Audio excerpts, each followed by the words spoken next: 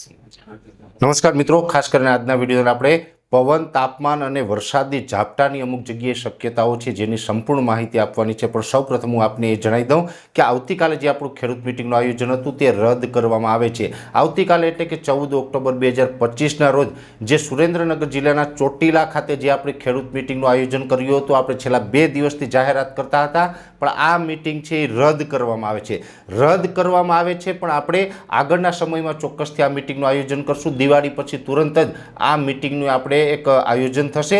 પણ આ રદ થવાનું જે કારણ છે, જેની અંદર આમ જોવા જઈએ તો તમામ મિત્રોને ખબર છે કે જે રીતે ગઈકાલે બોટાદની અંદર જે દુર્ઘટના બની છે, આ દુર્ઘટનાને કારણે જ આપણે આ ખેડૂત મિટિંગ છે રદ થઈ રહી છે।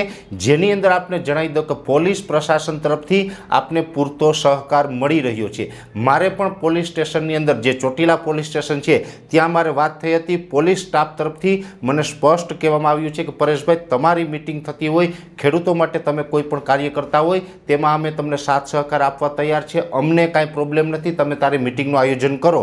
એટલે પોલીસ તરફથી તો આપણે મિટિંગ માટે કોઈ અડચણ નથી। પણ જે આપણી મિટિંગનું જે સ્થળ હતું એ હતું ભારત પેટ્રોલિયમ। હવે આ જે ભારત પેટ્રોલિયમ જે કંપની છે, જો કે પેટ્રોલ પંપના માલિક છે એમને કોઈ પ્રોબ્લેમ નથી, પણ ભારત પેટ્રોલિયમ જે કંપની છે એ કંપની તરફથી એવું ડિસિઝન લેવામાં આવ્યું છે કે જેવી રીતે બોટાદમાં દુર્ઘટના બની છે, તો અત્યારે આપણે આ સળગતા મુદ્દાની અંદર આપણી જગ્યામાં આપણે કોઈ જોખમ લેવું નથી। એટલે ત્યાંનો જે પેટ્રોલ પંપની જે આ જગ્યા છે ને, પેટ્રોલ પંપનો મુદ્દો છે, તેની અંદર આપણે અડચણ આવી રહી છે। એટલે આપણી આવતીકાલની મિટિંગ રદ થઈ રહી છે, જેની દરેક ખેડૂત ભાઈઓએ નોંધ લેવાની છે। પણ હા, એક ચોક્કસથી વાત છે કે દિવાળીનો તહેવાર પૂર્ણ થાય, લાભ પાંચમ પછી તુરંત જ આપણે કોઈ નવી જગ્યાની વ્યવસ્થા કરી અને આપણે લાભ પાંચમ પછી તુરંત જ એક મોટી ખેડૂત મિટિંગનું આયોજન ચોટીલાની અંદર કરીશું। અને આપણે આ મિટિંગ છે એ અત્યારે જે આયોજન થયું હતું એના કરતાં પણ વિશાળ સંખ્યામાં ખેડૂત ભાઈઓને એકઠા કરીશું અને ખૂબ મોટી મિટિંગનું આપણે આયોજન કરીશું, જેની દરેક મિત્રોએ નોંધ લેવી।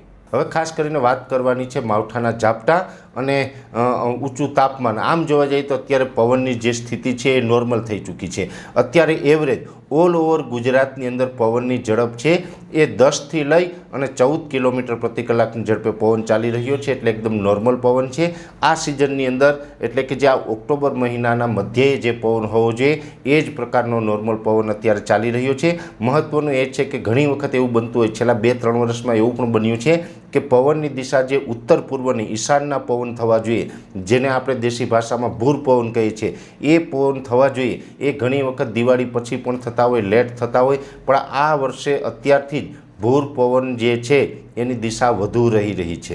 એટલે આમ તો ઘણી વખત એવું બનતું હોય કે અત્યારે એ ઈશાનનો પવન થઈ જાય, પણ વચ્ચે વચ્ચે પવન છે એ વધુ પડતા બદલાતો રહેતો હોય, પણ અત્યારે પવનની દિશા ઓછી બદલાઈ રહી છે અને ઈશાન દિશાનો પવન વધુ ફૂંકાઈ રહ્યો છે। એટલે એક પ્રકારે જોવા જઈએ તો અત્યારના હવામાન પ્રમાણે જે પવનની આપણે જરૂર હોય એ જ પવન ચાલી રહ્યો છે। એટલે આથી જે ખેતી પાકમાં જે ખરીફ પાકનું હાર્વેસ્ટિંગ કરવું હોય એના માટે આ પવન છે એ ખૂબ અનુકૂળ ગણવામાં આવે છે। એટલે અનુકૂળ પવન ચાલી રહ્યો છે। સાથે તાપમાનની વાત કરવા જઈએ તો તાપમાન પણ અત્યારે આમ તો સ્વાભાવિક રીતે સપ્ટેમ્બર અને ઓક્ટોબર મહિનાની અંદર ઊંચું જતું હોય છે। અત્યારે પણ અનેક જગ્યાએ તાપમાન ઊંચું ગયું છે। જોકે અત્યારે જે તાપમાન ઊંચું છે એમાં પણ હવે વધારો થવાનો છે। અત્યારે એવરેજ છેલ્લા ઘણા દિવસથી 34થી 38 ડિગ્રીની રેન્જમાં તાપમાન જોવા મળી રહ્યું છે। જોકે વચ્ચે જે 1-2 દિવસ આપણે તાપમાન નીચું પણ આવ્યું હતું, પણ હજુ આવનારા દિવસમાં તાપમાન ઊંચું જાય તેવી સંભાવનાઓ દેખાઈ રહી છે। લગભગ આવતીકાલ અથવા તો પરમ દિવસથી, એટલે કે 14 અથવા તો 15 તારીખથી તાપમાન છે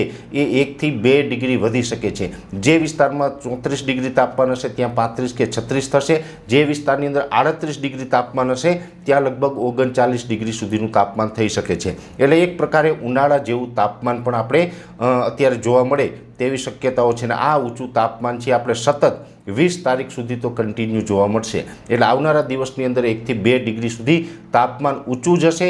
એટલે આપણે કહી શકાય કે દિવસનું તાપમાન ઊંચું જશે અને આપણે ઉનાળા જેવો અહેસાસ થશે।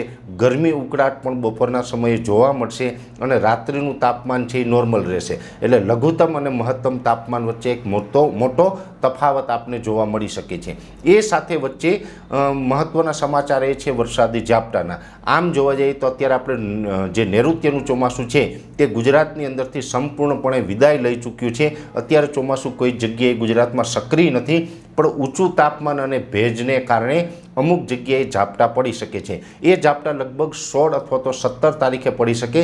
જો કે એ ઝાપટા હશે એ આપણા માટે કોઈ જ પ્રકારે નુકસાનકારક નહીં હોય, એટલો હેવી વરસાદ થવાનો નથી, એકદમ છૂટાછવાયા અને સામાન્ય ઝાપટા પડવાની શક્યતાઓ છે।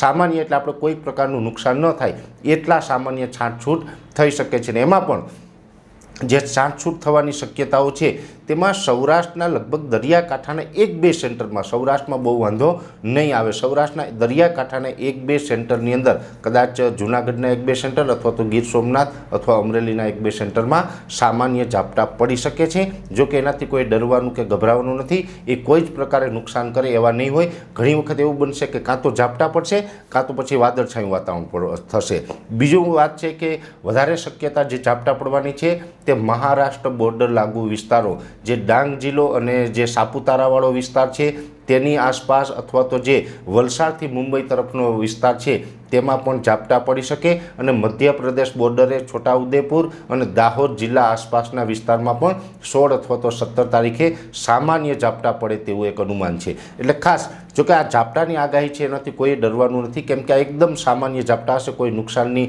આપણે શક્યતા નથી, એટલે આપણા માટે કોઈ ચિંતાનું કારણ નથી।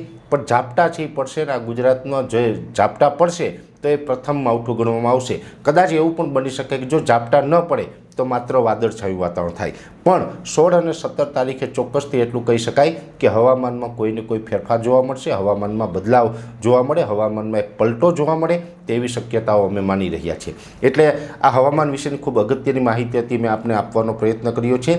વિશેષ માહિતી આવતીકાલના વિડીયોની અંદર આપવામાં આવશે। અત્યારે આ વિડીયોની અંદર એટલું જ। અંતમાં દરેક મિત્રોને વિનંતી રહેશે, વિડીયોને લાઈક આપીને દરેક ગ્રુપમાં શેર કરી દેવો।